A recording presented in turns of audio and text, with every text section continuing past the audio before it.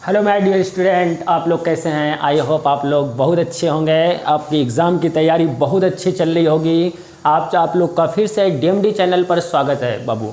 और आज हम लोग लेकर आ गए हैं एक बहुत इंपॉर्टेंट टॉपिक्स आपके बोर्ड एग्ज़ाम्स के लिए, कि हर साल ये पूछा जाने वाला क्वेश्चंस है, इस बार भी आने के पूरे चांस है। तो चलिए बिना देरी करते हुए हम लोग इस क्वेश्चंस को स्टार्ट करते हैं। तो ये क्वेश्चंस है धमाकेदार क्वेश्चंस, कोल-राउस का नियम किसे कहते हैं या कोल-राउस नियम क्या है। हमें आज कोल-राउस नियम के बारे में पूरी डिटेल करनी है। तो चलिए, बहुत आसान है इसको, ये रही इसकी डिफिनीशन। लेकिन इसकी डिफिनीशन हम लोग को रटना नहीं है, बिल्कुल रटना नहीं है, इसको समझना है, ठीक है। उसके बाद में आप भूलना तो भूल ही जाएंगे, भूलना तो भूल जाएंगे। तो चलिए स्टार्ट करते हैं हम लोग। तो यहाँ पर है कि इस नियम के अनुसार, क्या है, इस नियम के अनुसार किसी वैद्युत अपघट्ट, देखो मेरा वैद्युत अपघट्ट क्या होता है बाबू। अब हम लोग क्या करेंगे, यहाँ पे बहुत ज़्यादा डिटेल नहीं देखने वाले हैं, सिर्फ आपके एग्जाम के लिए टेम्परेरी बता रहे हैं ताकि आपको तैयार होकर एग्जाम में अच्छे नंबर ला सकें। तो चलिए देखते हैं वैद्युत अपघट्ट की सीमांत मोलर चालकता। देखो हम लोग क्या कहते हैं केमिस्ट्री में, सीमांत मोलर चालकता को इस तरीके से डेल्टा इन्फिनिटी से यहाँ पे रिप्रेजेंट करते हैं। ये हमारा होता है सीमांत मोलर चालकता। इतनी बात समझना कि अगर इस तरह से कहीं लिखा हुआ है तो ये क्या हो जाएगा, सीमांत मोलर चालकता।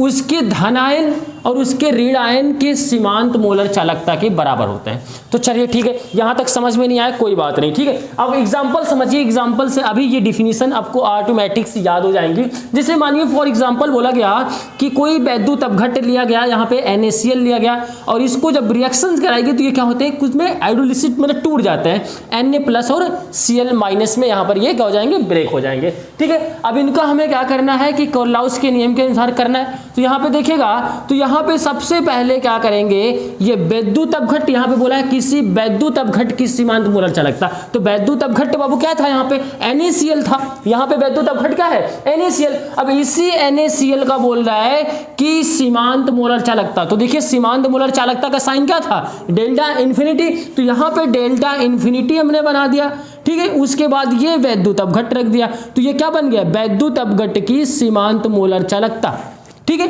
उसके बाद इसको ब्रेक किया, NaCl को ब्रेक हुआ, यहाँ पे किसमें बढ़ा, Na+ सीमांत मोलर चालकता प्लस Na यहाँ पे Cl- सीमांत मोलर चालकता। तो यहाँ पे देखेगा तो लिखा है कि यहाँ पे मान लीजिए विद्युत अपघट्ट ये है, तो इसकी किसी की विद्युत अपघट्ट के लिए बात होगी यहाँ पे।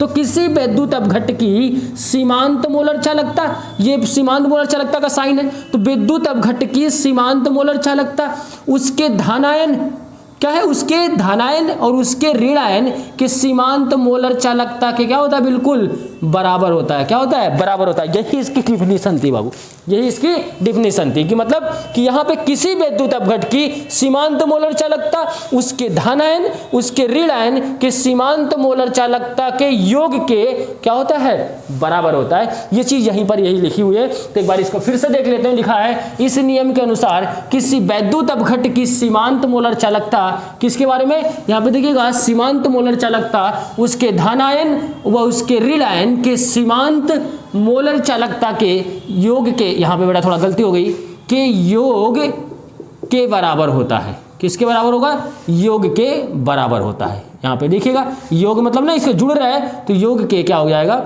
बराबर होता है। तब इसका हम यूज कहाँ पे करते हैं बेटा, देखिएगा इसका अनुप्रयोग कहाँ पे करते हैं, इसका यूजेस कहाँ पर होता है कोल-राउस के नियम का। तो यहाँ पर किसी दुर्बल वैद्युत अपघट्ट के लिए अगर हमें अनंत तनुता पर मोलर चालकता की गणना करना हो, तब हम क्या करेंगे, कोल-राउस का नियम यूज करेंगे।